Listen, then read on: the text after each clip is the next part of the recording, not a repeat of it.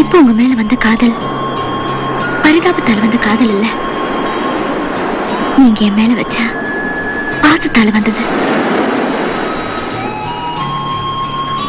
தினேஷ், வெக்கத்தை விட்டு சொல்றேன், I love you.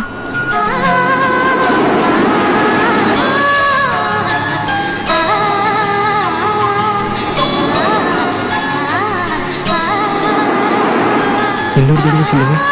I love you. இந்த ஒரே ஒரு வார்த்தைக்காக தான் என் வாழ்க்கையில எல்லாத்தையும் இழந்துட்டு இன்னைக்கு நான் அனாதையா நிக்கிறேன். நீங்க சுவாசிச்ச காத்தையும் நான் சுவாசிக்கணும், நீங்க வாழ்ந்த இடத்துல நான் வாழணும்னு சுத்தி சுத்தி வந்தேன். என் காதலை நீங்க புரிஞ்சிக்கவே இல்லை. கருவில் இருக்கிற குழந்தைய கூட 10 மாசத்துல பாத்துடலாம், ஆனா உங்க மனசுல இருக்கிற காதலை நான் தெரிஞ்சுக்கிறதுக்கு 4 வருஷம் தேவைப்பட்டிருக்கேன். காதல் கற்பூரம் மாதிரி, அந்த வாசனை நிறைய பெண்களுக்கு தெரியறதே இல்லை. சஞ்சய், நான் உங்களை தப்பு சொல்லல.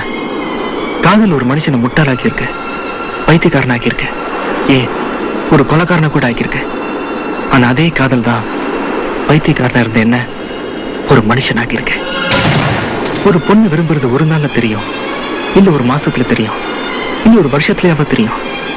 ஆனா நீங்க என்ன விரும்பலன்னு தெரிஞ்சதுக்கு அப்புறம் உங்க பின்னாடி சுத்தினது முட்டாள் தானே 1000 பேர் சொன்னாங்க. எனக்கு அப்ப தெரியல, ஆனா இப்ப சொல்றேன், அது மிகப்பெரிய முட்டாள்தனம். இந்த முட்டாள்தனத்தை இப்ப நான் மட்டும் பண்ணல, தமிழ்நாட்டில் இருக்கிற ஒவ்வொரு தெருவிலையும், ரங்கநாத தெரு, ராமசாமி தெரு, என்ன மாதிரி எத்தனையோ இளைஞர்கள் சின்சியரான காதலோட முட்டாள்களை பைத்தியம் அடைஞ்சிட்டு இருக்கானுங்க.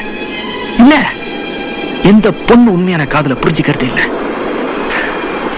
4 நாள் பழகிட்டு 4ஆவது நாள் வயிற்று ரொப்பிட்டு போறானுங்களே, அவனுக்கு பின்னாடி தான் சுத்திட்டு இருப்பாங்க.